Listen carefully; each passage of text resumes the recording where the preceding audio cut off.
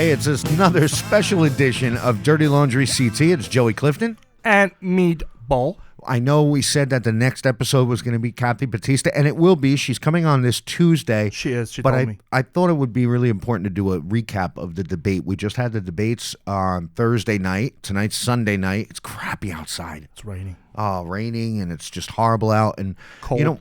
You know what? A lot of people, about 100 people showed up for the debates. Uh-huh. And I know Record Journal took like 2 days, I think, to get the video. Well, it was a day after to get the video up there on YouTube. Yeah. So you don't have to be a subscriber to watch the debates.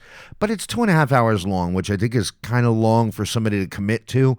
So we're going to try and do a recap in around an hour. We're going to compress it for you. For your listening pleasure. Well, what I did was, all right, I spent like 8 hours yesterday going through the video, getting sound clips so everybody could hear. And my whole point is for people that weren't able to attend the debate and people that don't have 2.5 hours, maybe you could kind of get the gist of what each candidate stands for. Hopefully. In this 1 hour and whatever minute podcast. So what I did was I did edit everybody's responses. I edited out the thank you to my family, thank you to friends, thank you to God, thank you for Washington Middle School. I got rid of all of that. I got rid of all the applause. I got rid of all the stuff that kind of is redundant. And I made sure that when I edited responses, you don't lose the context of the response because I know that's really important. Mm-hmm. And I think I did a damn good job. I think so, too. So we'll see. We're going to try and get you the gist of the entire thing. This week's episode is sponsored by my favorite girl, Tina, the Downtown Coffee Shop, 33 West Main Street in downtown Meriden, right across from the police station. And she's getting a hood put in. I believe the hood will be on within the next week. So you know what that means. What does it mean? Burgers, fries. Ooh. Pancakes. I mean, you name it. She's going to be able to do it all. And Meriden, are you ready for this? Well, you know what? The Landmark Diner, the old diner, opened up across the street finally, the old Cassie's Diner. How do you open up without a sign? They're confident that their food will bring all the people in. Yeah, I mean, I wish them the best of luck. I really do, because the more food options we have in downtown, the better it is for all of us. Yeah. I just think they needed the sign. Well, they can do whatever they want to do. Yeah, or maybe they're waiting for, to get some money before So what they did you do think it. about the debate? Yeah, I know. I'm going to get off track really fast. I was upset that no Libertarian Party showed up. I wasn't. You weren't? No, I think it was kind of cool that they didn't. Yeah, but you know what? A lot of people are saying, well, they spent the money on, we got to redo the ballots, and they tried to sue the state, or they sued the state, and to go through all of that and win and then not show up, it's kind of a slap in the face, don't you think? That's apples to oranges. If they don't want to show up to some charade debate, they don't show up to some charade debate. Wait a minute. Why do you call it a charade debate? If they felt that way, they can do whatever they want. If they want to participate in debate, well, look at this. A lot of people participated in debate, and afterwards they were complaining, well, this wasn't right.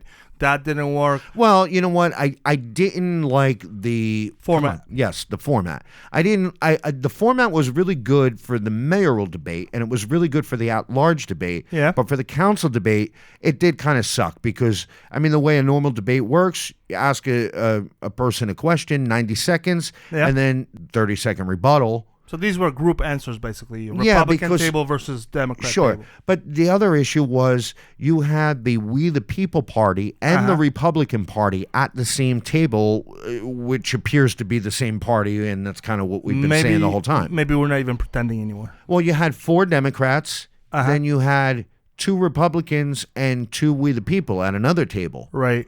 But they were together. I don't know. We're not even pretending anymore. Yeah. Why? And why? So when you ask one person a 90-second answer to the question, and then you give 30 seconds to they kind of changed the format as it went along to see what was best. And I totally get it that people didn't have enough time to give their answers, and you really can't get a sense of who the person is and what they stand for in a 30-second response that you have to share with 4 people. It was still 2.5 hours long. Yeah. Well, and I'm sure that's why they did it. Right. Record Journal sponsored it. You had Ralph Tomasetti, who's the editor of Record Journal. He was at the podium asking he didn't ask most of the questions. He kind of was in charge of the whole thing. Then you had Jeff Kurz, who's the editorial page editor, and Matt Zabrick, who's the City Hall reporter. They were the ones asking most of the questions, although Ralph did too. I think Ralph did a great job. He's got a nice personality. He's kind of seemed like a cool guy to listen to.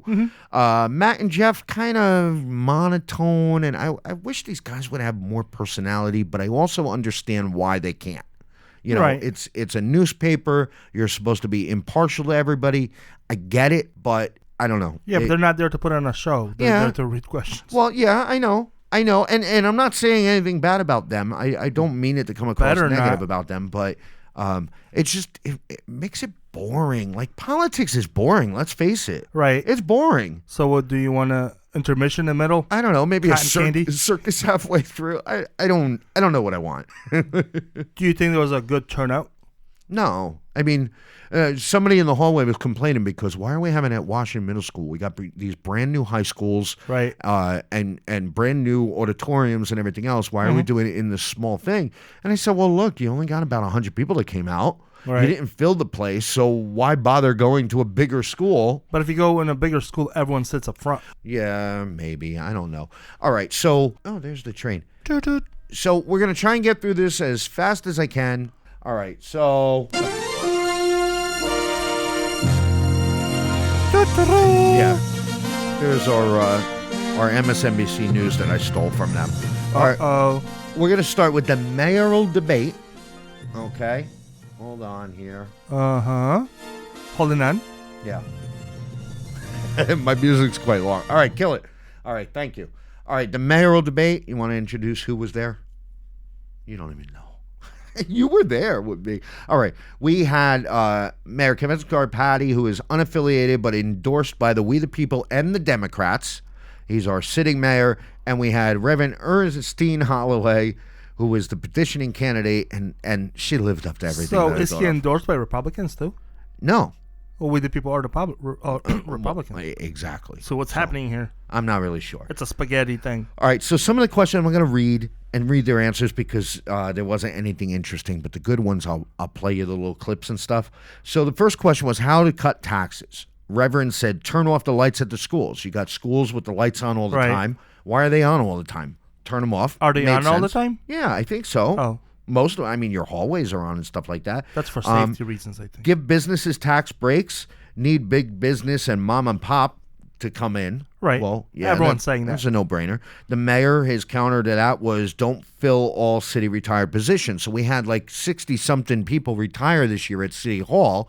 He's saying, hey, maybe we don't have to fill all of those positions. Right. Which, nobody else is saying. So I thought that was really good. City Hall has to run more efficiently.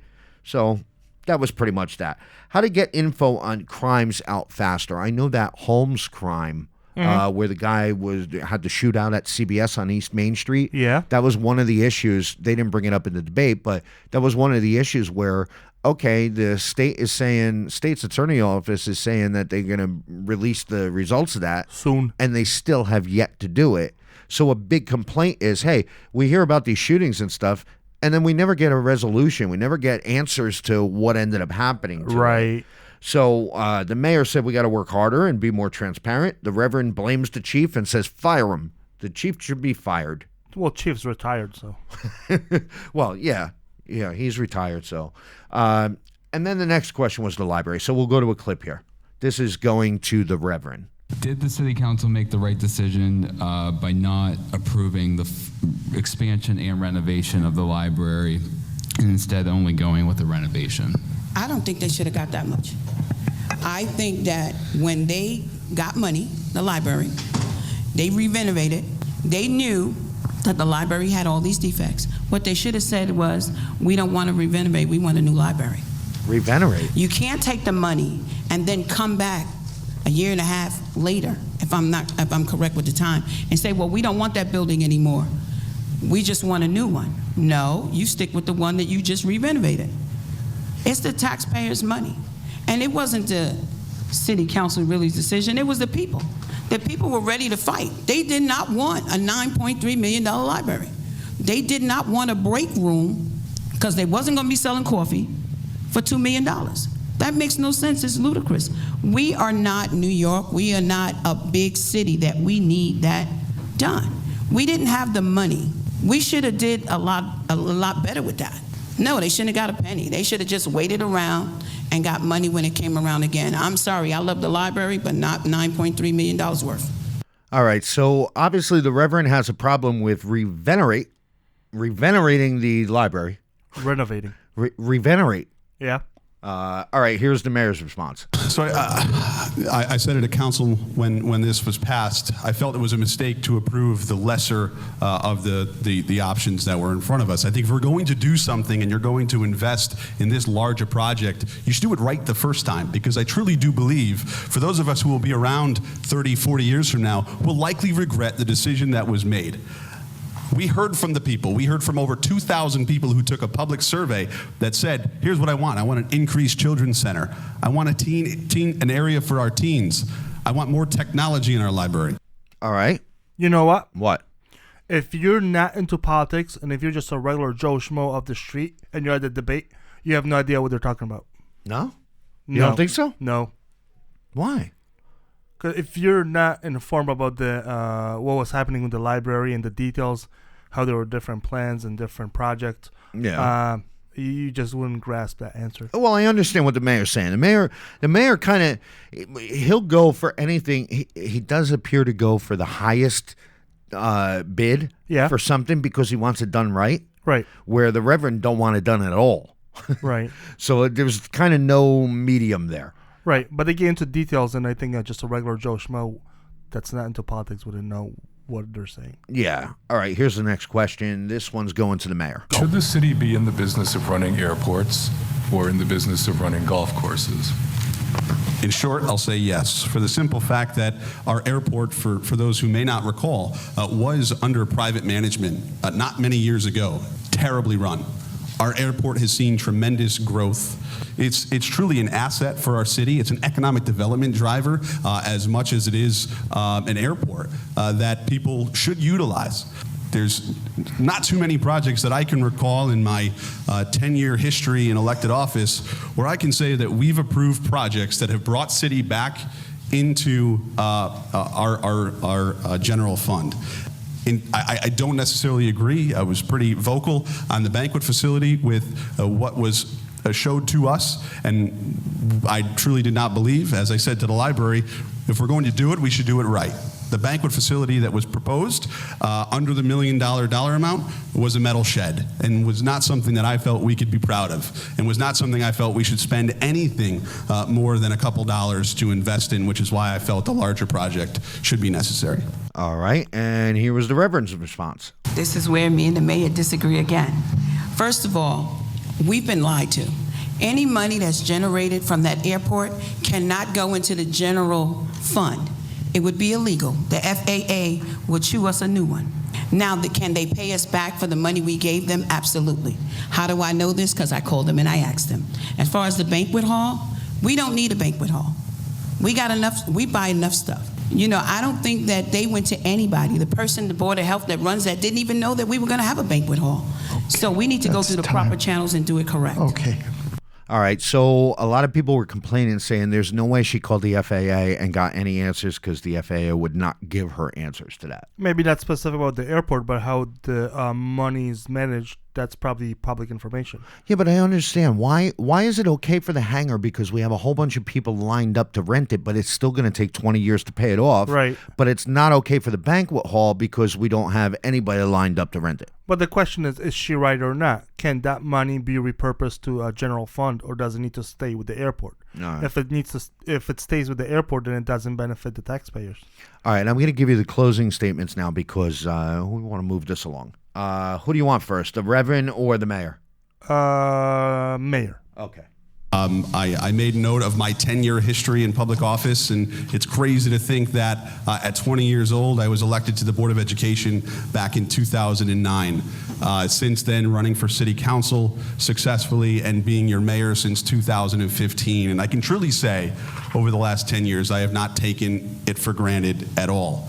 It's looking back over the course of the last 10 years and looking at everything that we've accomplished, whether it's starting on the Board of Education and seeing us through to full-day kindergarten, seeing us through to 2 new high schools that we can be proud of, and renovations that our kids are now reaping the benefits of now, through our city council and the changes that we've seen over the last several years to just ensure, as mayor, being here in this city, my job is really to help solve problems.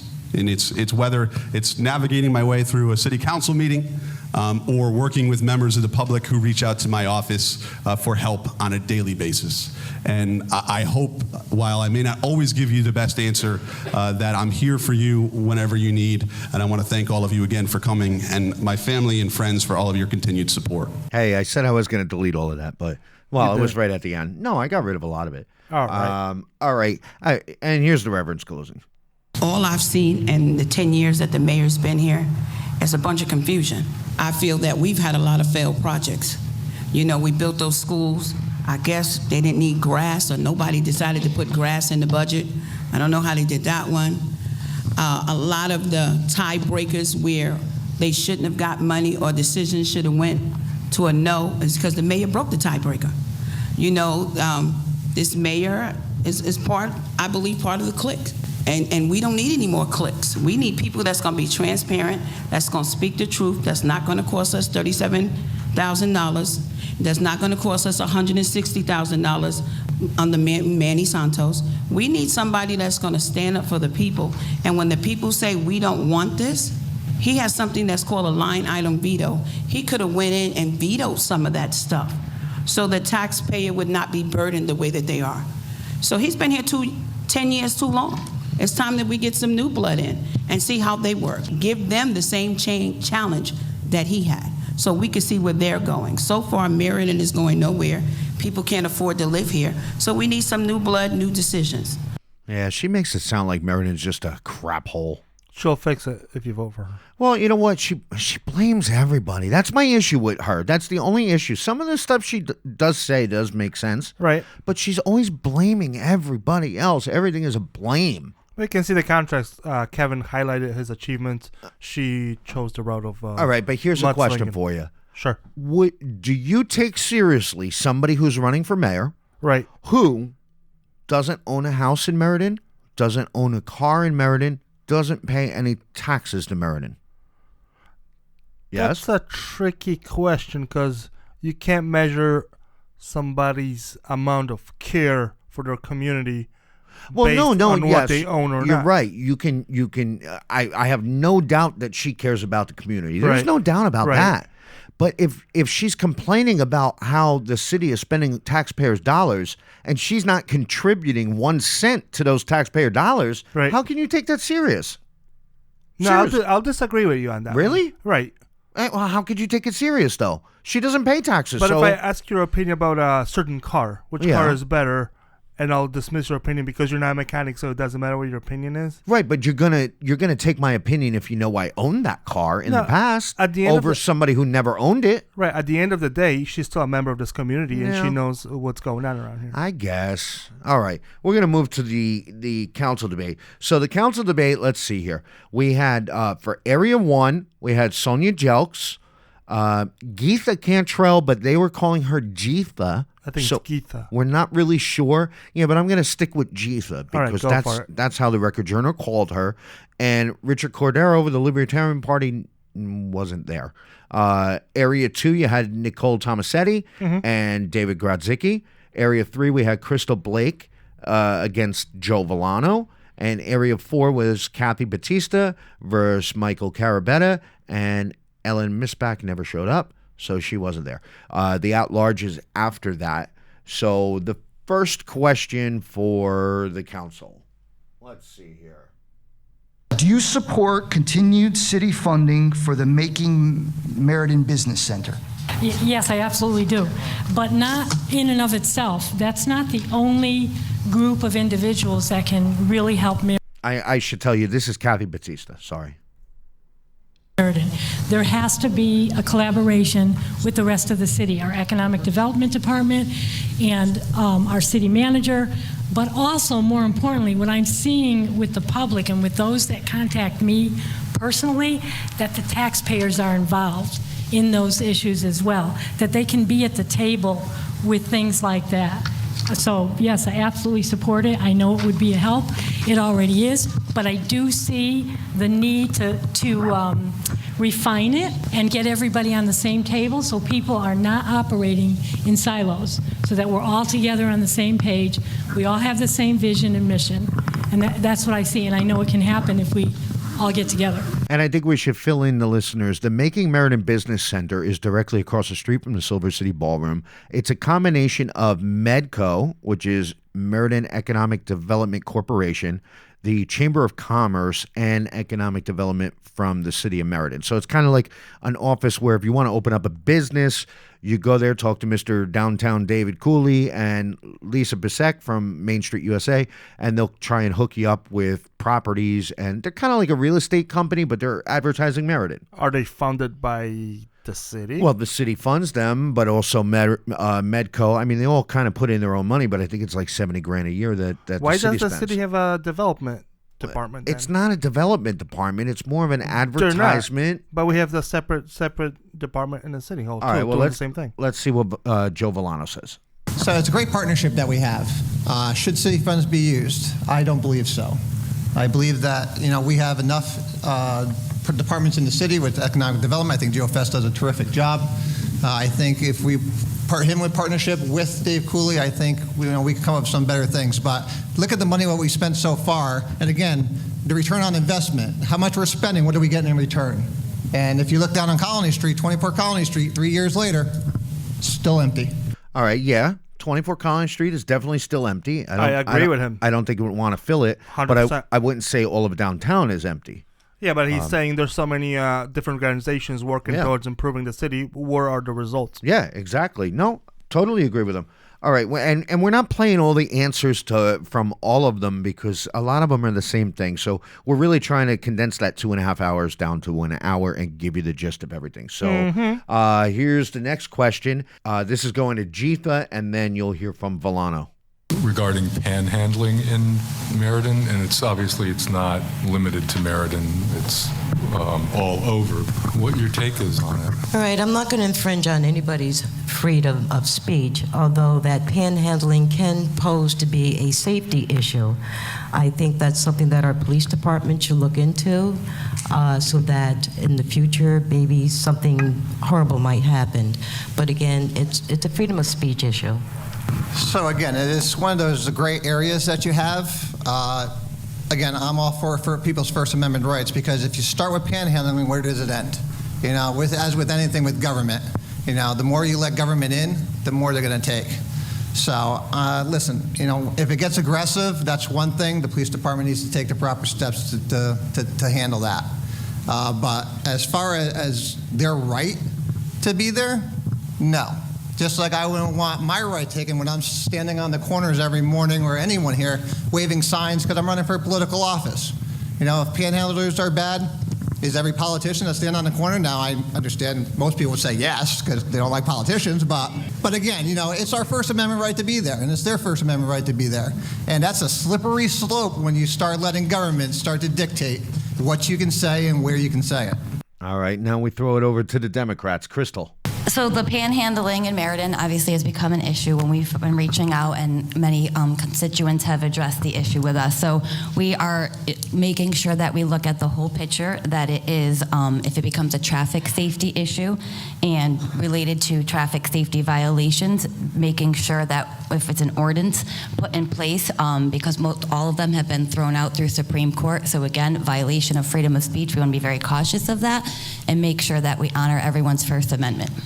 All right. Seems like everybody's on the same page. Yeah. They're trying to make it into a safety issue, which is not a safety issue. Well, it is when the guy's pushing the crosswalk button constantly, causing traffic, and then they're going out in the middle of the street. But you can say somebody walking down the sidewalk is a safety issue as well, so they shouldn't be walking down the sidewalk. All right. Next question is going to Sonia, and then you'll hear from Batista, the Democrats. Is Meriden business friendly? And if not, what are your ideas to make it more business friendly? We've heard, at least anecdotally, that the city has been not friendly. And so we've been trying as counselors to understand exactly what does that mean. And in some cases, we've had businesses be able to tell us that, well, if I'm applying for a particular license, or if I'm looking to pay certain fees, that some things can be difficult for them in City Hall. And so we have been working with not only this city manager administration, but also previous ones, to look at how we can streamline services in town to ensure that businesses are being welcome. Prior to our change in economic development, we know that there were a lot of changes and things that were being put in place to ensure that not only were we going out, not only are we encouraging businesses to come into the city, but we're also going out and pursuing and letting businesses know that not only are we here, there are opportunities that you might actually fit, and there are also things that we may actually be able to do for you. And so hopefully, if you are a business and you're interested in doing business with us, please contact us and let us know. Okay, 12 seconds.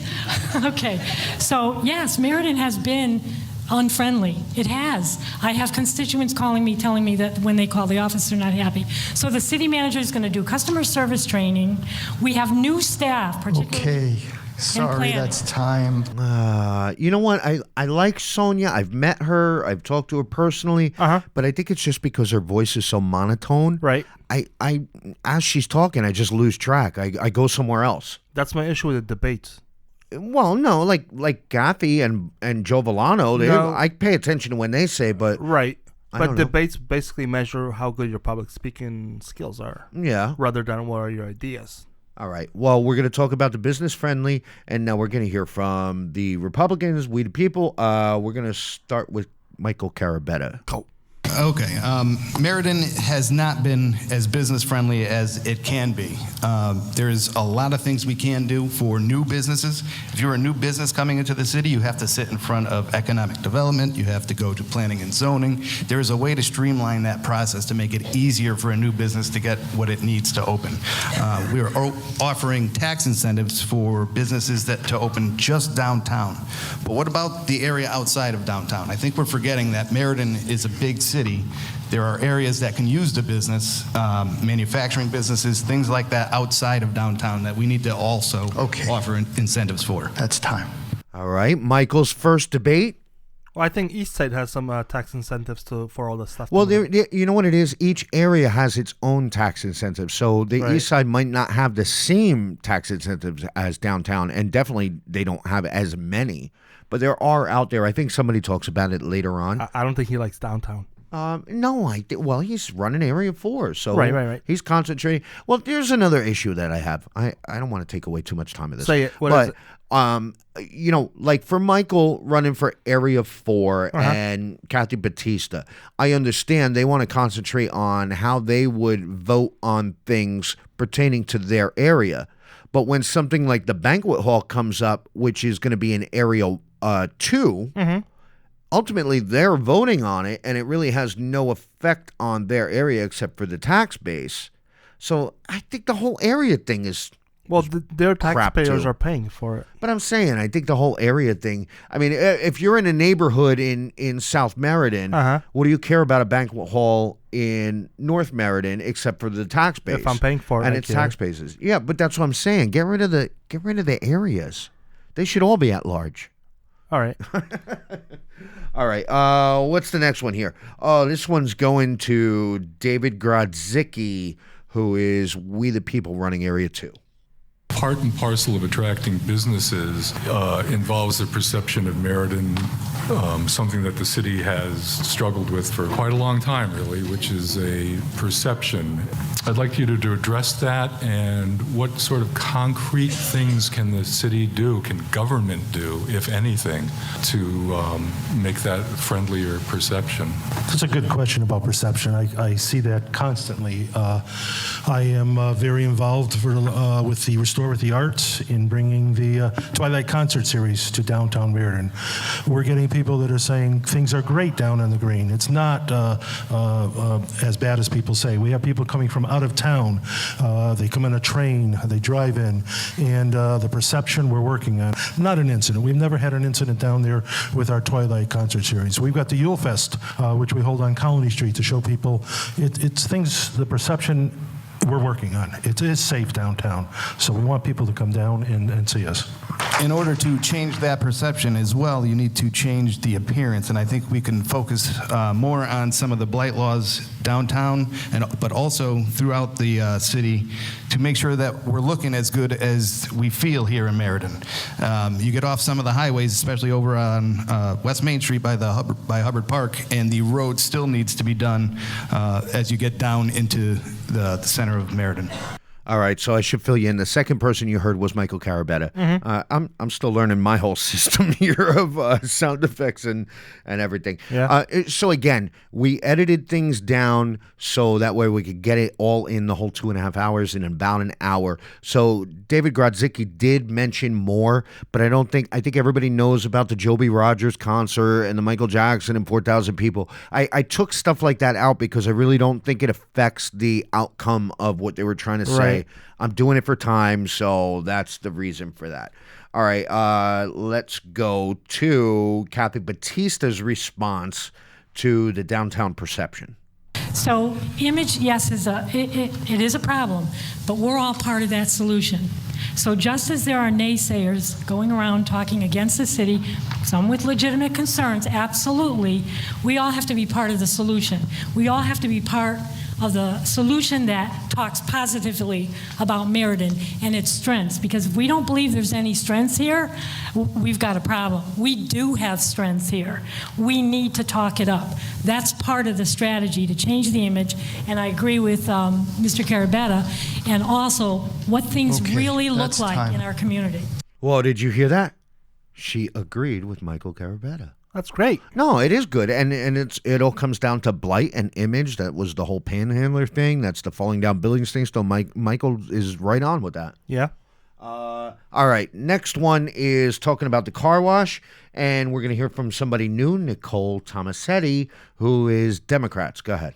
I want to ask the Area 2 candidates, and we'll start with Nicole, right? We're on the Democrat side. Do you support that commercial car wash at Twist Avenue and Broad Street? So I have heard, I've spoken with people, I've been door to door, and I have heard that there are a lot of concerns about Broad Street, especially in terms of our kids that are walking to those two schools, Edison and Washington. And I think it's important to point out that this road, Broad Street, is a state road. So unfortunately, the state has to come in and do a transportation review of the traffic review. So until we get the review of that, of the street, we can't make any decisions on whether or not we're going to put any sort of car wash or anything else there. So I think it's important to remember that, while we want to make sure that safety is the number one thing, it's important to encourage economic development throughout town. But like I said, we have to wait and see. So I can't really comment on whether I'd support it or not, because I think we have to wait and see what the state says about whether or not the road is even safe for it. I think that was a cop-out. No, that was a very logical answer. No, I like her, but at the same time, it's zoned for commercial. So, I mean, I understand it's a state road, but a lot of people, I think Grodzicki brings up the traffic issue all the time. Yeah. Let's do a study and find out if it's really a traffic issue or not. And then who pays for the study? We're going to have to do a study no matter what. It's commercial. You want to put a commercial business? Build it. Right. I don't see a problem whether it's a state road or not, but you got to watch out for congestion. All right. Well, speaking of David Grodzicki, here is his response. We know he's been a big proponent of the car wash and here you'll hear his reasons why. As a resident who lives up in the area behind where the proposed car wash would go, I heard from many of the citizens up there. We're not against economic growth. There's a lot of factors up there. One is the environmental impact. You have Harbor Brook, which starts up at Crescent Lake and is been recognized that it is palpable water all the way until it hits Broad Street. The car wash, I did and was one of two people who saw the sketch and the whole idea of the car wash. And one of the questions I had was, winter comes along, what's going to happen with all the cars? They said they can hold 47 cars in queue. They're going to be bleeding. They're going to be plowing the snow and everything up against Harbor Brook. That's going to end up in Harbor Brook. We're going to end up at Harbor Brook up in there being polluted. We have a deer herd that lives up in there. We have last year there was a count, and we have pictures of 8 deer living up in the area, aside from the other wildlife. The whole area of safety. I've been up there just recently. We have trucks that are parking in the center lane, which is the turn lane to turn into the businesses. They're just parking and leaving their vehicles there and running into Cumberland Farms. We have a state bus, number 566, which is parking on the curbs, blocking the walkway for the kids going through there. Thank you. There is a family of hedgehogs that lives underneath that bush. And don't forget the 10 squirrels. We counted a family of 10. It was a father, a mother, and there were 8 kids. Some say it's a family of 14. I love you, Dave, but I don't know. I mean, there's so many studies out there. They're not going to let somebody build a car wash that's going to have any type of environmental issues. You know what I mean? But it's not really about environmental issues now, is it? Yeah. I don't know. All right, let's go into the banquet hall question. First, you're going to hear from Michael Carabetta, and then you're going to hear from David Grodzicki. Yay. So as you guys know, a firm is working on designing a new banquet facility at Hunters that will cost between $1.3 and $1.5 million. And when those designs are complete, the city council will then have to decide whether to move forward with the project and approve funding. So just plainly, would you support a banquet facility between $1.3 and $1.5 million? I do not at this point want any banquet facility at the golf course for any taxpayer dollars. At this point, where we are with the city and its bonding as it is, the taxpayers are taking all the risk on this one, and Violi's is getting all of the reward. It's really not fair. None of us know how to run a banquet hall. There has counter project is the hangars, and I'll explain this in a second, that they have lease numbers and people waiting for those hangars, so they know exactly how much money they're going to get. They can build those hangars because there's a business plan there. This is a banquet hall that's going to cost $1.5 million payable over almost 30 years for a room that will sit vacant 90% of the time. And I just don't think that the city should be paying for this right now. Just 30 seconds. Being that it is in Area 2, there is concern up there for the facility. Why didn't we get outside companies looking to build that facility up there? Why is it the city responsible for building that? Why don't we have a line of outside developers who want to put that banquet facility up there? Very good questions. Why? Why what? Why? Here is Kathy Batista's answer. Okay, so I disagree with Mr. Carabetta. The place right now where the tent is booked all the time. There's events there all the time. This is a revenue-generating project. It is not uncommon that a project that bonds out 15 to 20 years takes that long for ROI. Also, Violi's pays rent to us. We would hope to get more rent from them as well. It's a win-win, but I think we should wait. I think right now what we're doing is just paying for an architect's design so that we can do it right or not at all. And that's what we're waiting for. That's the only thing I agreed to. I highly disagree, Kathy, but we'll hash that out on Tuesday. Her voting record shows what she really thinks. Yeah, I don't believe it's a win-win, but again, we'll hash that out on Tuesday. Should be fun. Mm-hmm. Next question is about the library funding. First, you're going to hear from Sonia and then Kathy. But I'd like to know what your position is on the funding for the public library. It's no secret that I've been somewhat vocal about the library. I was on the library building committee. I very firmly support us growing our city and doing the work that we need to do to improve all of our municipal buildings. My concern was, like most people, is it the right time to do it? And can we afford it? And I think the solution that we've gotten is that we do have some funding, the majority of funding that is for the library. Our hope is that in the time period that we have now, that we will do what I initially had hoped we would do, which is to raise some funds, public-private, so that we can help lower some of the tax base on the city. So I was in favor of the full project and getting the whole thing done and doing it right. The middle suggestion was for renovation only, not expansion. I work in the school system. I talk to families all the time that go to Wallingford to use the library. Our library is not updated. Some people have said nobody reads books anymore. Wrong. And there's so much going on at the library, thank you, that we don't have room for right now, and that's the technology, the teen center. 12 years ago, we looked at renovating. It's a city facility. I look carefully at money toward maintaining city facilities. So we have to do something with all our facilities. All right, and the Republican response, Joe Villano. So let's talk about the library. Listen, when the library came up, I showed pictures of right now, half the library is being empty with shelves. That's not being filled. But yet we spend $213,000 every year to restock them. Listen, if you look at what was passed, they got in the brand new library. Everything that she just talked about is in the plan. The only thing that's not in the plan is they're not moving the front doors over to the right about 200 yards, and they're not adding a new facility for the expansion, which is only a meeting hall, which we already have 6 in there, and you have the Curtis Center and any other city building you want to hold meetings. Good. It just doesn't make any sense. Good. Time. All right, thoughts? Once again, if you're not into that kind of conversation and you're not deep into the details, you don't know what the hell they're talking about. Yeah. All right. Next one, big one, referendum question.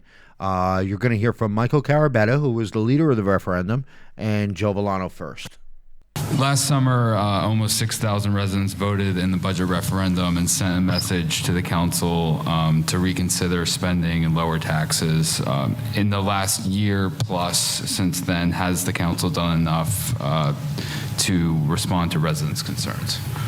Oh, definitely not. The referendum showed that bipartisanly, the city of Meriden taxpayers will get together and all have the same feeling that the taxes are too high, that we're spending too much money. So when we had our vote and they had to relook at their budget, they gave us a 1% decrease. 1% decrease in the increase that they had projected. Then they went and spent 4% more. So that right there is them either ego or just not caring, saying they're going to do whatever they want. And I just don't think that's right. So at this point this year, we've reached our bond cap 2 months into the fiscal year. So I asked the question back to the public, have they listened to what we said? Okay. And then Villano? The clock's running, so go ahead. So the first thing, you hear people say who are against a referendum is it's a Republican thing. It's not. I mean, if you look at the numbers don't lie. 2,036 Democrats went out and voted in the public referendum, which one of them was not my opponent. 2,626 unaffiliated came out and voted. Listen, the people came out and voted and said, this is enough. So they patronized us and said, all right, well, we'll give them what they want. We'll give them 3%. Pat themselves on the back. No more than 2 months later, they added another $700,000, and then they added another $3.5 million, 7%.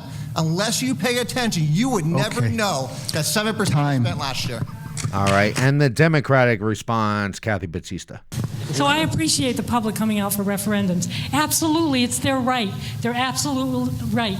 They were to go out there, they did that, we went back to the budget. I do not like hearing things like all we did was pat them on the back, just throw something out there. We work hard on this budget, really hard on the budget. It was a challenge. It takes $3,100,000 to cut one mill rate. $3 million. So whenever you cut, you're cutting services. Can we do that? And sometimes we have. That's yes. time. All right, so the next question was actually my question. They didn't know it came from me, but I had handed it to Mary Ellen from the Record Journal, our partner. Oh. Hopefully we'll have her on again soon because I miss her. So do you want me to pat you in the back or you can do it yourself? Yeah, I'll do it myself. It's the Meriden way. Pat myself on the back. The next question is, if you had $1 million, how would you spend it? $1 million grant. So you don't have to pay it back, nothing. Here's $1 million. And one of the things that I was listening for was you have two ways of answering it. You could either say, I'm going to spend that $1 million on a banquet hall and hope we get a lot of money, one big ticket item. Mm-hmm. Or you could say, I'm going to take that money and spread it out throughout different programs and stuff, which I believe is the correct way to answer. So we will hear from Sonia first and then Crystal Blake. I was just trying to find out where this question came from, but it really doesn't matter because it's a pretty good question. If you received a $1 million grant for the city to spend in any way that you wanted, how would you spend it and why? Wow, that is a really, really good question. Thank you. I will tell you that generally, whenever I think that we have an opportunity to do something, if it's grant-based, I'm assuming that it's a one-time and that we are specifically using it towards something.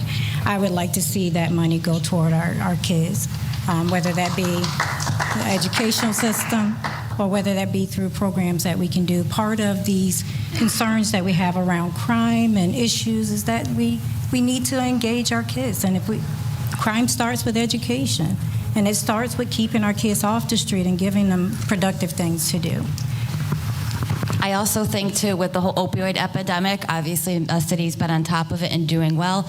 We could wrap in the panhandling and the homelessness. It's wraparound services and social services, so any grants for that can tremendously help. All right, good answers. Here is the Jeepa answer. Being a former law enforcement, first female police officer in the town of Hamden, I would spend half of that money on enhanced public safety. I think the way that if we look to our past, we can probably improve our future. Also, some of that money should go to youth-enhanced programs, activities, and outlets. Our children don't have any outlets that they can engage into. I believe in basketball courts, maybe skating parks, things of that nature. Our children need more outlets. Okay. All right, there you go. I think they all answered it very well. You think so? Yeah, nobody said one big ticket item. But I think they defaulted to the children. Well, I think really, of the children. Yeah, but I really like Jeepa. This is the first time I've ever heard her speak, and she was good. Yeah, I really like her. All right, now we're going to switch to shootings and all the crime in downtown. First, we're going to hear from Jeepa, Joe Villano, Michael Carabetta. What should the city do to address recent spike in shootings in the city, the good bulk of which should have occurred in the downtown area?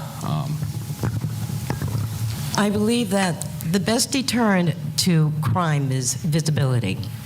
We need more police patrol. We need foot patrol. I believe we need some type of substations. I think we need a lot of resource officers in school. We need training programs out there for the residents to respond to know what to do when something is happening in their area. If you see something, say something. So you look at crime. Crime runs statistically with economic development. When you're stagnant in economic development or your developments go down, crime goes up. That's just the way it is. If you look at low-income housing, our deputy police chief said the same thing. When you build more, you're going to need to provide more resources to the police department because, unfortunately, crime goes up there. So, there's a lot of places that we could focus on. I would say, and we have had our share of shootings lately in Area 4, specifically over on Allen Ave. Although I don't think the NI unit is getting the results that it should or that it could, and I support having an NI unit, I think we need to revamp how that NI unit is executed. And like they had said, more visibility, especially at those times of day where this is happening more often. All right, now we will go to the Democratic response. Sonia first, and then Crystal.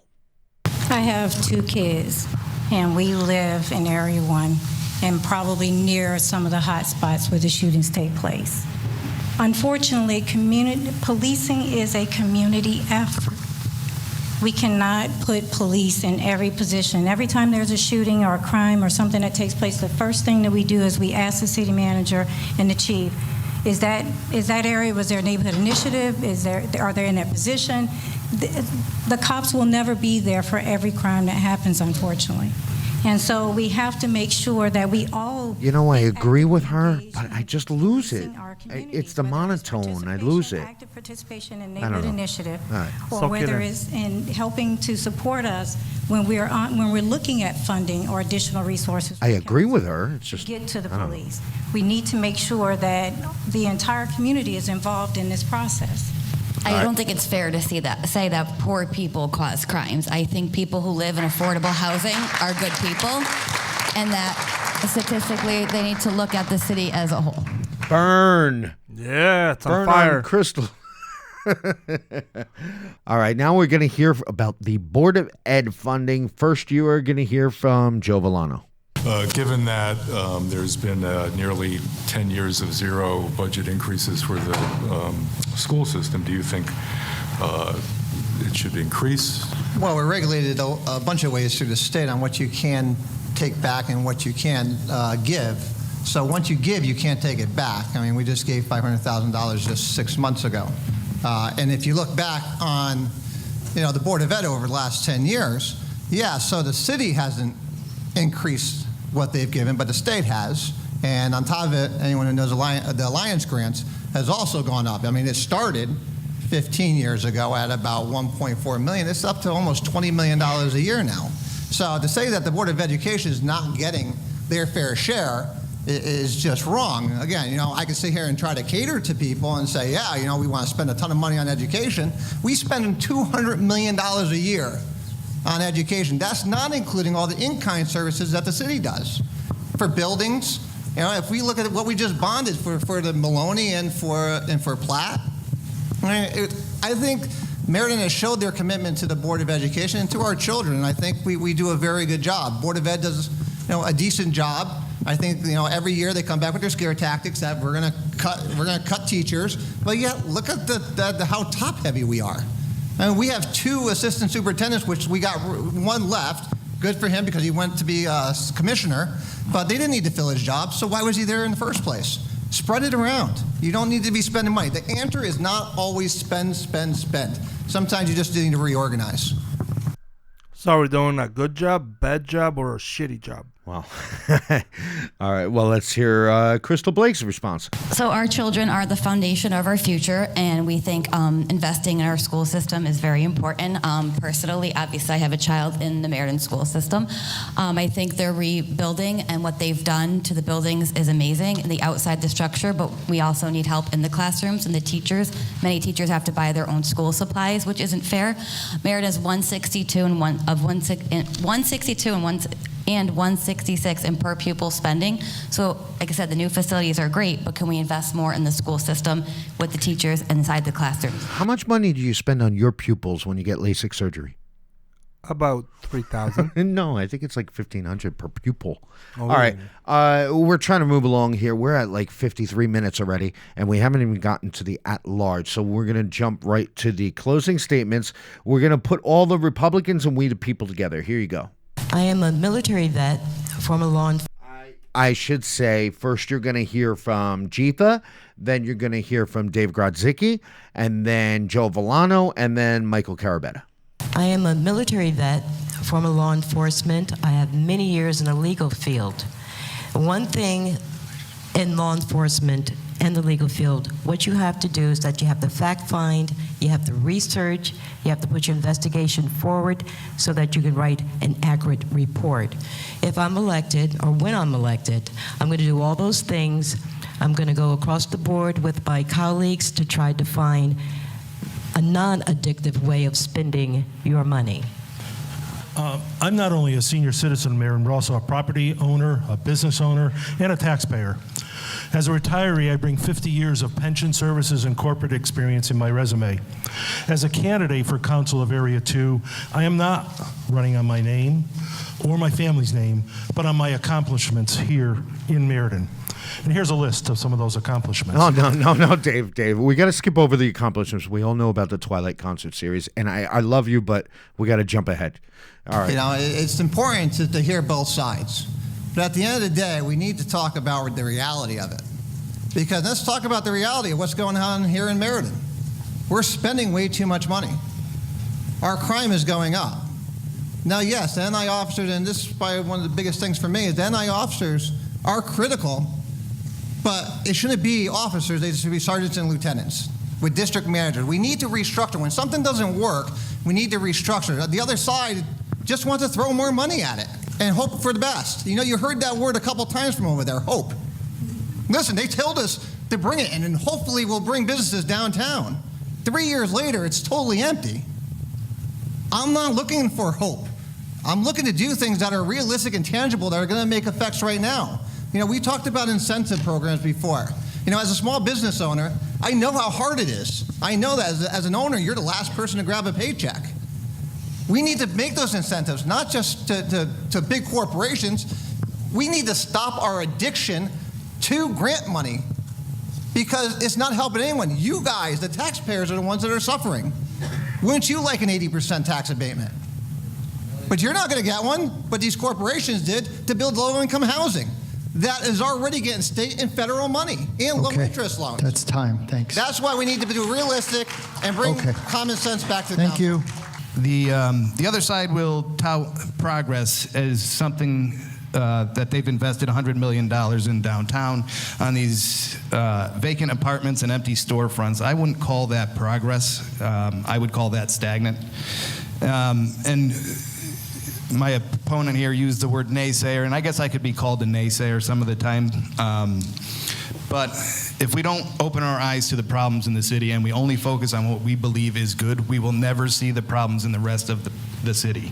You have to open your eyes up. You have to look at every single problem, and you have to put some kind of solution together. Here's some positives that we can build on coming up. Mid-State Medical Center wants to put a huge expansion at their hospital, and that is a huge taxpayer for the city of Meriden. This expansion will bring in more jobs, more commerce to the area, and it will also bring in more taxes. We need to work towards a biennial car tax to give the taxpayers a break. We need to fix the budget as we step down spending each year. We need to allow for more infrastructure repairs across the city, not just in certain areas. We need to hold department heads accountable and hold property owners more accountable for their appearance in a huge part of the city. Okay, that's the time. That's the time. There are the Republican and we the people. What do you think? Question about Mid-State. I don't think Mid-State's one of the top paying taxpayer in Meriden. Well, I believe, Mid-State it's a nonprofit. Do they even pay taxes? But they pay taxes, but I don't know. It's weird. It's not like a regular.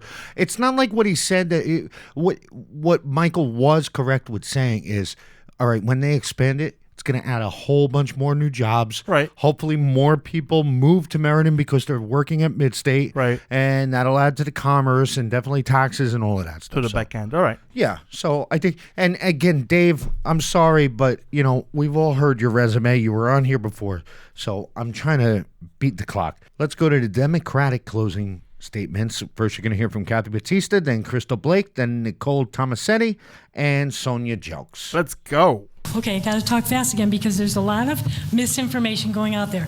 The most important thing for you to understand is the budgets in the last few years were bipartisan. So when I hear the word they were bipartisan, unanimously passed for 3 out of the 4 years. That fourth year was a 1 nay, and it wasn't a Republican or the other party. They have voted in favor of everything that has been put forward to make Meriden great. They've done that. That's a fact. With me, I'm going to give you specifics. I'm going to give you specifics, not just general terms about holding people accountable and all that. Here's specifics. What I've done in my terms, a couple of things. We opened the second linear trail. That's a quality of life thing. I look at quality of life, future revenues, and maintaining city properties. The other thing I did was expand on disabled veterans exemption income limits. That happened a few years ago with another Democratic counselor. Expanded on eligible senior tax exemptions with the mayor, Kevin, to make that happen. These are resolutions we put in and passed. to save those individuals money. What I'm looking forward to, because I'm going to skip to what I want to do, what's in my project of future. I want to have office hours, because the referendum told me you got a lot to say. I knew that anyway, but here's an option. Office hours. I want to do that. Okay, I'm sorry, Kathy. So as many of you know, this is my first time running for office, and I've been involved in Meriden, born and raised here my whole life. I have a daughter here in the Meriden public school system. Thank you to them, my family, for coming out tonight and supporting. I'm really big on collaboration and community partnerships. A lot of the work I've done here in one of the communities I cover for work is really getting the best for our children. Children are our future. Obviously, I'm very passionate about that. Some of the programs I've been involved in is the Boys and Girls Club, Project Graduation. I said I'm on the board for the Mid-State Chamber. Meriden is very fortunate to have so many organizations, whether for-profit or non-profit, activities, social services, wraparound services for people of all ages. There's many people in the community that need help, and if we all work together and collaborate, work smarter, not harder, we can really do a lot for the city. Meriden is very, very fortunate. So thank you all again. If you need further information on me, or you're looking to, I've been out door knocking, but if you're looking for more info, feel free to visit our my website or my Facebook page. Thank you. As a young professional and a lifelong Meriden resident, I do think I bring something to the table when I'm running for city council. I have a master's degree in public policy, so I understand the policy process. This is what my degree was in. So I have studied public budgets, municipal budgets. I know how to interpret them. I know how to implement them, and I know how to craft them so that they represent the people that live in our city. I'm running for city council because I love the city of Meriden, and all I want to do is use the skills that I have to give back. So I just think Meriden is a great place to live and a great place to be, and I'm just honored to have the opportunity to run and ask for your support so that I can try and make it as even better and as good as possible. So I just want to say that, most importantly, I've been going door to door and speaking with people, and what I hear most is people want a government that is transparent, that is accessible, and that listens to them. So I promise no matter what I do, I'm going to include the public in the budget process and how that works. And I want to hear from you and what's important to you. And I want you to know, I want to hear from you when you hear about what we're going to spend our money on. So I promise if I'm elected, that's what I'll be doing. We love Meriden. We live in Meriden. We love and want to grow this city like everyone that's here.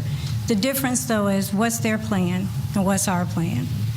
We've had over 20 years of Democratic leadership that has taken on a lot of the revitalization efforts that have taken place in downtown. Some people disagree with them, but in the case of what we're doing, these projects would not have happened if we didn't have people that stepped up and went out and asked for outside help, that asked for collaborations between state and federal. And in many cases, we're solving problems that just weren't being solved in the city. Our flood control projects have brought so much growth into the city, so many opportunities. There aren't a lot of communities in Connecticut that are getting these opportunities, and we should be proud of that. We have a lot of growth that we're experiencing. I hope everyone continues to be involved. You guys will let us know what you want us to do, and you'll give me an opportunity to go back and continue to work for you, be honest and open about the things that are happening, and I hope to gain your support. Thank you guys so much for coming out tonight. All right, you know what? I wish I got to hear a little bit more from Crystal Blake and Nicole Tomasetti, because this is all I hear from them. This is the only thing I know. All right, but Batista just burned down the house. All right. Well, that is the council debate. Now we're going to move to the at-large. We're at about an hour and 3 minutes, and we're trying to get this. Are you going to glance in. over it that she burned down the house? No. Go ahead. What do you want to say? Well, she basically said everyone voted for this budget, so don't be pointing fingers. Well, yeah, she did say that. She said it was bipartisan, and right. you can't, one side can't blame the other. And like I said from the start, party lines shouldn't matter in city council, right? In city government, but it will, and the majority of people will vote party lines no matter what you do. So hopefully they'll hear the podcast and get to know some of the listeners, because you know what? I'll vote all over the place if I could. Yeah. The problem is my business is in Area 1. I live in Area 2. This is in Area 3. That's in Area 4. At large, so you kind of don't have that opportunity to vote exactly for who you want. Right. All right, we're going to the at-large candidates. So we've got Dan Zabrowski, who's running as the Republican, Bob Williams, who is running for We the People. Then you've got Mike Rohde, Democrat, Michael Cardona, Democrat, and then you've got the other two. Who are they? Art Petroselli and the Reverend Ernestine Holloway. And believe me, the next, we'll probably bring this to an hour and a half. The next 30 minutes is going to live up to its potential. More fire. I promise you. All right, so the first one is going to pertain to the referendum, and we're going to go to the all-time famous Art Petroselli. Go ahead. Let's go. Do you think the council has done enough in the last year and a half to cut spending and lower taxes? They didn't do anything. They increased it. They increased their spending. That's what they did. They pay out of the taxpayers' money almost $3 million for city employees that have retired. They just squirt the money away, and they have no concern about people paying the freight in Meriden. They come up with, the architect was Lupkis, with this plan of getting rid of these people. The people that came back, they're getting the same pay. Like the Lupkis, he's retired, he's getting the pay. Cassette, he ought to be ashamed of himself. He's getting 2 pays, and who's the other individual? Another one. Okay, I'm sorry, that's time. You know what? Art Petroselli, he doesn't quite have the correct delivery, but he makes a lot of sense. A lot. I agree with a lot of things he says. It's just that he's like kind of so out there, and sometimes he appears to be not really paying attention or whatever. But when he speaks, you could blame it's you people. It's you people's problem. But if you really listen to what he says, I think he's really the average taxpayer's opinion.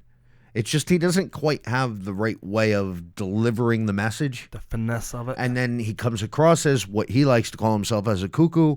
And, he's definitely entertaining to watch and listen to. But if you really listen to what Art says, right, I agree with a lot he says. Great job, Art. All right, here is the Reverend's response to the referendum. I don't think they did enough. Oh, wait a minute. I got to do this. Dirty laundry. Did you notice? Notice what? At the debate, Reverend Holloway, first she started off as the mayoral candidate, right, up against Kevin Scarsbatti. She had black hair. Long black hair, yes. Yeah, long black kind of wavy hair. Then she came back as the at-large candidate for city council, and she had like a nice short red hair. Did anybody notice this? Maybe it was her twin sister. She did a wig change halfway through the debate. That's all right. Nobody's talking about that. Now, what is the thinking behind that? Did she figure, well, I'm running for a different position, so I'll look different? Abracadabra. All right, let's. Nobody brought that up, but yes, Reverend Holloway did a wig change because it's a different position, and hey, for each position, you should have different hair. And the hair looked fabulous. Here's her response to the referendum. I don't think they did enough. I don't think that the city council actually heard the people. Because if they did, they would not have given back money to these people. When we got the money from Eversource, instead of paying down the debt, they just went and gave it to everybody. They gave the police back the money that we said we wanted cut. They paid for things in advance for next year. So did we win? No. Should they all go? Yes. All right, and here is Dan Zabrowski's answer. And in regards to that also, a lot of the jobs that were put up for bid in the city of Meriden, I know of one that went up 2 pay grades. I said, how in God's name do you people turn around and take and push people into other jobs? There's a job out there right now that a gentleman was retired. They made him a brand new job. Guess what? More money on the city tax rolls, and guess who's paying? Us. And it's really sad. They have not taken the bull by the horns and got the cuts. All right, and here is Bob Williams. It's not as easy as it sounds, believe me. I've been sitting there, and I'm not going to be critical to any great degree, but it's not easy. All I can say is there's projects we agree on, we disagree on. I think referendum is a big part of the conversation. One of the things I didn't feel we needed were the renovations of the two football fields at Platt and Maloney. It's a multi-million-dollar project. Is it a lot? Yes. Was it necessary? No. So, I mean, there's things like that that can make a difference. Can we sit there and wave a magic wand? No. And here's Michael Cardona. Okay, so the conundrum for the council is to balance services with keeping taxes as low as we can. And we continue to have conversations as a council with the city manager to find efficiencies in each department. And look, I'm a taxpayer. I have a family, I have a budget. I don't want to pay any more taxes than I have to. So we're trying to keep the mill rate as low as we can while not minimizing or damaging services that we provide to the residents. And Michael Rohde. If someone asks me if I want my taxes cut, I'll be the first one to raise my hand. That's an easy one. But that's only half the issue. Because when you cut, things happen. There are consequences to that. And we lost police officers in various areas. We lost school resource officers. We lost the bookmobile. The fire department started charging for services they never had to charge before. That's the reality. So it's easy to call for cuts, but we need to understand what the consequences are. And if we're going to make cuts, let's make them careful and prioritize them, not across the board, because that's has unintended consequences. That's time. All right, we're going to move right along to the issue of panhandling. Here is the Reverend Holloway. I guess, how big of an issue do you see panhandling, and what should the city be doing, if anything, to address it? Panhandling is a huge issue. For new people coming into the city, would you want to come to a city and open your business when you see panhandlings on every corner? Absolutely not. But I also know that we need to get involved with that shelter down there also. We need to see what they're doing. We need to see why is it insufficient. We've given them money. Those people live there. So let's see what we can do to tweak the problem. We can't put them out in the morning at 6 o'clock in the morning and expect them to do nothing. So they aggravate the public. Well, let's put them somewhere. Let's find programs for them. Let's get them the mental health that they need. And if it's drug addiction, Rushford pays us $1 in rent. I'm pretty sure we can send them down there. They have the staff. They're more capable of handling that. I just think that panhandling is the symptom of the problem. So until we look at it as a broad range, besides the mental health and education, do we have the jobs? And if we do get them the jobs, how are they going to get to work? Because our transit stops at 6 o'clock. So if they get a job third shift, that wouldn't work. So we need to tweak some of everything so that it can work effectively. All right. First of all, our transit does not end at 6 o'clock. All right. Maybe the buses do. Not sure about the bus system. But I've seen buses at night. Yeah, but the train goes until like midnight. Right. Or 11 o'clock, something like that. And then on the weekends, it's even later. Mm-hmm. You know what? I tend to believe, I tend to agree with some of the things the Reverend says, but other things are just kind of, it's your fault. Blame you. I don't really know. All right. Here is Dan's answer. My biggest thing was in 1996, Tony Tomasetti, who was councilman at that time, enacted a change in our charter, Chapter 148. It has never been put into our charter. I don't know why. I keep asking the city manager, why is it not there? It not only takes care of the people as a First Amendment right, but it takes care of each and one of you that's being harassed by a panhandler. Look at the other states. I mean, really, in seriousness, New Jersey, stop for a panhandler, $500 fine. Is this a way to deter? Yes, it is. But again, they have their rights as well as I have mine and everybody else. They should not be harassed. They should not be out in those roads. And our police officers should take a little more time and get a hold of these people and tell them, here, your rights are your rights, but stay out of the street. And if you're in the street, we will arrest you. All right. He wants total arresting. How are your rights if you're getting arrested for expressing your right? Well, how is somebody who's homeless going to pay the fine if you're arrested? Where are you going to send the ticket I think to? he's saying the people that give the money should be arrested. All right, here's Bob Williams. How big of an issue? It's a huge issue. Earlier today, the question was posed about perception and why people aren't gravitating towards the city of Meriden. Again, when you have someone out there panhandling and they're actually coming into your private space, to your vehicle, looking for dollars, that's an invasion of privacy.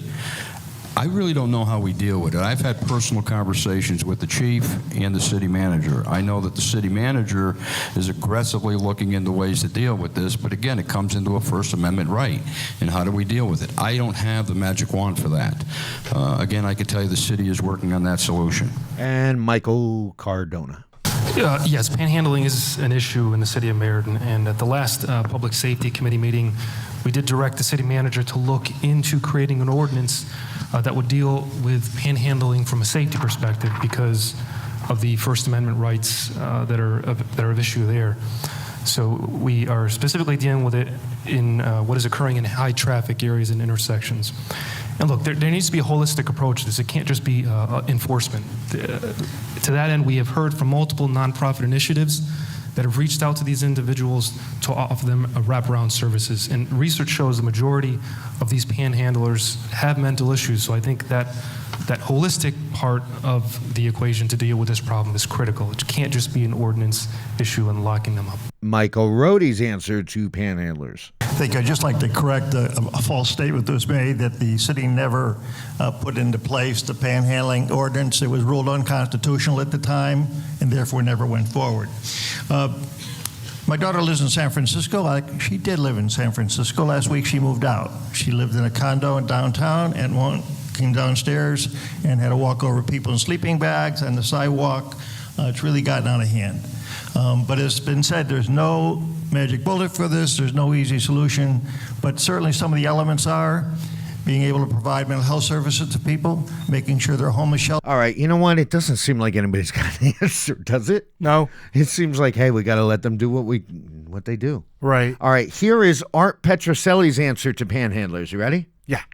Okay, Arthur Petroselli, you would have 60 seconds. 60 seconds for what? To rebut on the panhandling question.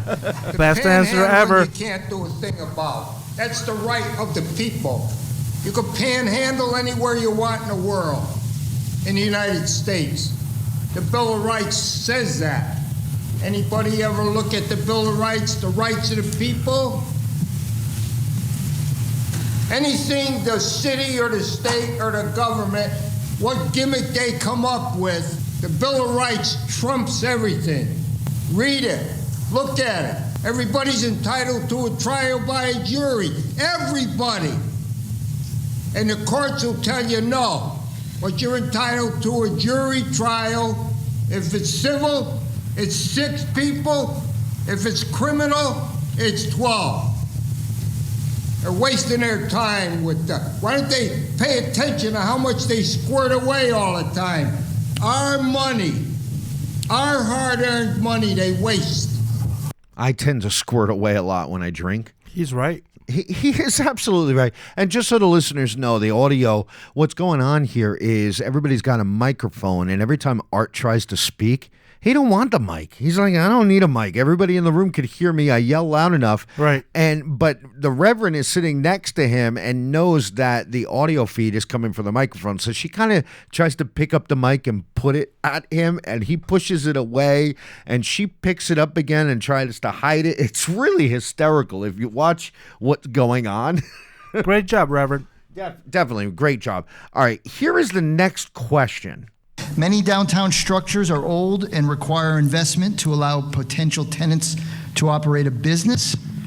Do you support an incentive fund to offset tenants to move here and stay here? All right, so to move along a little quickly. Yeah. Dan Zabrowski, yes, greatest thing in the world, incentives. Bob Williams said they're critical, that we need them. Cardona, they work. Rohde, empty buildings cause trouble. And then there's Art. Okay, Arthur Petroselli, you have 60 seconds. What do you want now?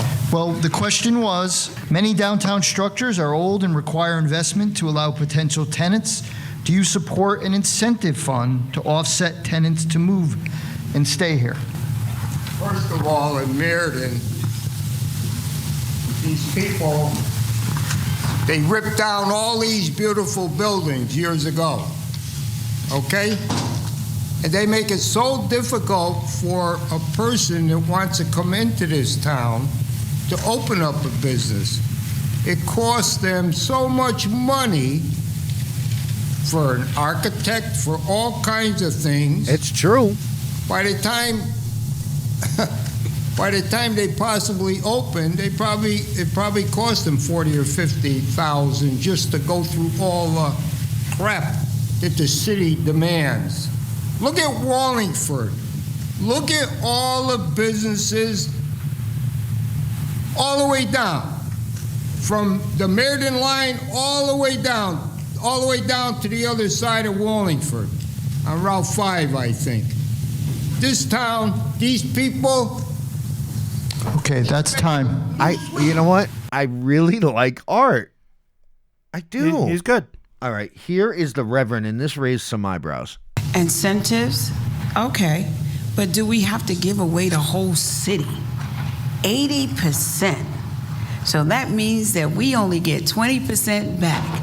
That's the Meriden project that where we rebuild the mills. And have anybody seen those buildings? They're really thin and they're already flooding. I think that we've taken on projects that's unnecessary. I think that we've gave incentives to people to finish everything early, and it don't work. Look downtown, that beautiful green that we built, where the grass died. Let her talk. Where the grass died, please. The grass needs water. The water needs. So we need to take a look at that. These are things that we need. All right, first of all, I got to cut that off. First of all, the grass died because the water main broke. Right. It had nothing to do with the quality. Well, the quality's not that great either. All right, you know what? We're going to go on to the next question, was whether you agree that Bob Williams, who is a sitting council member, is also running for an at-large seat. I'm going to breeze through this real quick. The majority of everybody said, you know what? It's legal. Mike Rohde kind of went into a little bit, said, you know what? I don't like it. It's not the way democracy works, because democracy, you're voting someone in. Right. And if Bob Williams gets the at-large seat, then the party would place somebody in his seat. So it's somebody that wasn't voted in. So I get it. But Mike Rohde also said, you know what? It's legal. It's the first time it's ever happened. What are we going to do? But legal doesn't imply moral. Exactly. So staying on the topic of Bob Williams running twice, some of the candidates didn't even really go into that. They kind of came up with their own response to it. This is Art. The teachers, they get $75,000 benefits and a pension, and they put in 180 days. And they have probably 63 secretaries over in the Board of Ed. Nobody's watching the bankroll here. Nobody, except a few people. They're robbing us blind. They're raping us. All right, had nothing to do with the question, but I like what he said. He used the time wisely. Yes, and so did the Reverend. Do I think what happened was fair? No, but the people will decide. That's what's so beautiful about our democracy, is that the people get to vote and decide what they want. And that's what will happen. But I'll use my time also to talk about my issue is the water. You can't drink the water here. They're pouring chlorine in it. It may kill your pet. Hey, it may kill you. They sent out these letters saying that if you have high blood pressure, you need to see your doctor. So that means the taxpayer are paying more money for some water they can't drink. And then you got to pay your doctor because you try to drink the water or you try to boil it, which is salt. I think that if we took more time and stopped bonding and focus on the water, make it decent for us, people will come. Hell, I would move to a place that had good water. All right, look, I drink the water. I drink the tap water. Maybe call me crazy. Call me stupid. My pet is going to die, and then I'm going to die. Look, our water needs a big thing, but... Right. All right. Anyway. But nobody's really talking about it. No, and that'll be a whole nother podcast. The water definitely needs attention. We're talking about panhandlers and a banquet hall and all that stuff. Nobody talks about the real nitty-gritty. And you're absolutely right. And there's things that need to be done to our water system to bring it up to date. But to say that it's killing our pets and giving us more health problems that we have to pay for that, That's something to bring attention to it. All Maybe right. that's our strategy. So again, this is about Bob Williams running for a second seat. And here is Dan Zabrowski's answer, which I was very excited about this. You ready for this one? Again, I was endorsed by the Republican Party as well, the We the People Party, so I'm not going to get into it, but I just wanted to elaborate on something so all you people can hear this one, because I couldn't get this one in before. The daily fine. These people may be millionaires and could care less about our $100 a day fine or whatever it is. What would be the next step in that for the city to fix that issue? Can you take it from them? Would you want to take it from them? You know? I've joked with people about this thing. You bring the biggest bulldozer you can, you set it up outside that building, and you put the timer on, okay? And you tell people if this thing isn't squared away in this amount of time, that bulldozer is going to start up and go right through there to the green. Now, this is called economic development. Guess what? It isn't. Those buildings can be refurbished. I've yet to see how many people come to the POCD meetings and state on there like I have, let's refurbish these buildings or retrofit them. Okay, so Dan Zabrowski played a clip from when Mike Rohde, our former mayor, was on the Dirty Laundry podcast. And he played that clip, and my jaw dropped. I was like, oh, hey, I know that person. You? But he used his time to play that clip of Mike Rohde, and unfortunately, Mike never responded to it. So, which I think was a mistake on his part. He kind of, it talked about the buildings that are falling down. Mike Rohde made a comment on the Dirty Laundry podcast that he would just bulldoze them down if the people didn't do something with them. And Dan Zabrowski played that clip, and Mike Rohde never responded. Maybe to he it. didn't need to respond since he already said it and he stands by it. I guess. All right. So the next question was, did you agree with the firing of former city manager of Meriden, Guy Scaife? So the clip you're going to hear here, first you're going to hear Cardona respond, then you're going to hear Mike Rohde respond, all right? And then you're going to hear Art. So this kind of caused a stir. Here you go. Do you agree with the former city manager being fired? It's been almost 2 years since the city council decided to fire Guy Scaife, former city manager, before his contract expired. Knowing everything you know now, in hindsight, was it a mistake, or did the council make any mistakes in firing Scaife? And how much of a black cloud has Scaife's firing and subsequent lawsuit been over the city? Unfortunately, many unsubstantiated claims have been made on this topic. We're not allowed to comment on them, as this is a matter of pending litigation. So there's not much else I can say on the topic. Pending litigation, we can't comment. The point is, Scaife was a pretty good guy. Okay? Nobody sees the TV anymore. Channel 14, they don't have the council meetings on. Kuhn, he grabs $3,300 a week, and I tell him all the time, and he doesn't do a thing about it. Just like Rohde years ago. He had the TV shut off for 2 years. Nobody saw the council meeting. We're paying for this stuff. Not Kuhn. He gets big money. He doesn't want it on TV. All right, so that caused a big concern because Michael Cardona, his answer to Guy Scaife getting fired was, hey, we can't comment it. It's an active investigation. But then when it went to Mike Rohde, Mike used the same excuse, but Mike is not a city official. So everybody kind of there was a big crowd reaction. I edited it all out, but there was a big crowd reaction because Mike Rohde could have commented on it, but maybe it was a Democratic thing. Maybe they got together and said, hey, look, if anybody asks, we all don't comment. Yeah. Could be. Not really sure. All right, we're running out of time, so I want to follow up. One more question was about the new police chief being hired, and what do you think we need to do to find a new police chief? So I'll just read some of the answers. Mike Rohde says it should be a community decision. We should ask what the people are looking for. Art Petrocelli, I don't need the microphone. Cosette and Kuhn is his buddy, grabbing paychecks and pensions. So is Lupkus and others. Lupkus was the architect of the plan. Hire new people at half the rate. That's Art's response. The Reverend, hire within the ranks. We wouldn't be where we are. Need new blood to hire because the old perspective doesn't work. Dan Zabrowski, the chief should be arrested for forcing the fire chief to buy houses in Meriden, just like they forced Guy Scaife to do. What? You know what? We're going to have to look into that one. Right. First time I heard of it.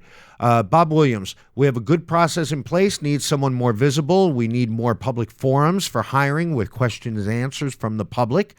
Michael Cardona says we need someone who embraces diversity, stand up for the police, and also hold the police accountable. Transparency.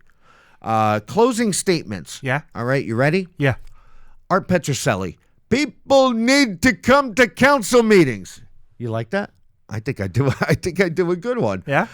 You got to open your mouth. Most people don't want to get involved. I don't cheat. I don't lie. Most in politics are in it for themselves. Meriden, Hartford, and D.C. are all cesspools of the world. Right. The Reverend, get rid of career politicians. Hold the MHA accountable, the Meriden Housing Authority, with money we give them. Redo the charter. Take back all the money from the library. Our children will live in tents if we don't do something. Dan Zabrowski, I'm going to make some noise if I get elected. I want to fight for our businesses, take care of our seniors, public safety, education. Counselor attendance at committee meetings is a big thing. I know Dan talks about that a lot. Yeah. Bob Williams says it's got to be a we thing. Biggest thing to enforce is referendum for schools, the biggest expenditure in our city's history. Big ticket items need referendums. So Bob Williams want more referendums for big ticket items. But I don't think you can with. referendum school items. I'm not sure. Michael Cardona, support more aggressive road paving. Panhandlers with nonprofits, link them up together. And what is and aggressive road paving? I guess you aggressively paved the road. I'm not sure. Mike Rohde, he said back in 1890, there was a city councilor who was complaining about flooding, and Rohde put a resolution together to get the green and to get the flooding out of control. Yeah. And 100 years later, it was still an issue, and he likes to take the credit for getting the green done and stopping the flooding, which is definitely a big concern. Right. He says he's committed to Meriden, and he tries to make it a better place than when he found it. So that's it. No more debate. Good old times. We'll have Kathy Batista on coming in this Tuesday. She'll probably be the last politician we have on because next Tuesday is election time. You know, one thing I wish they would have done was put the city clerk right in the debate, because like I understand having the Board of Ed separate because it's kind of its own entity, but the city clerk really is just as important as the mayor and all the council. I mean, they're in charge of the voting, they're in charge of how we pay our taxes, being able to use credit cards. And Granby, who is the sitting city clerk, I think is doing a great job with bringing us into the 21st century. And the person who's running, from what I've heard, really has no clue what it's like to be the city clerk. Well, you can't make that claim. Well, no, because you're right. I can't, because I don't know anything about the person and I've never heard them. Right. But that's why they needed to be in the debate. Don't you think? Yeah, that's right. Yeah. All right. Well, we're going really long here, so wrap it up. The Downtown Coffee Shop, 33 West Main Street. Go visit Tina. She's getting a hood. That's our sponsor. You want to be a sponsor, email us at dirtylaundryct@gmail.com. We'll have Kathy Batista on. It's Joey Clifton. And Meebo. Dirty Laundry CT. Bye-bye.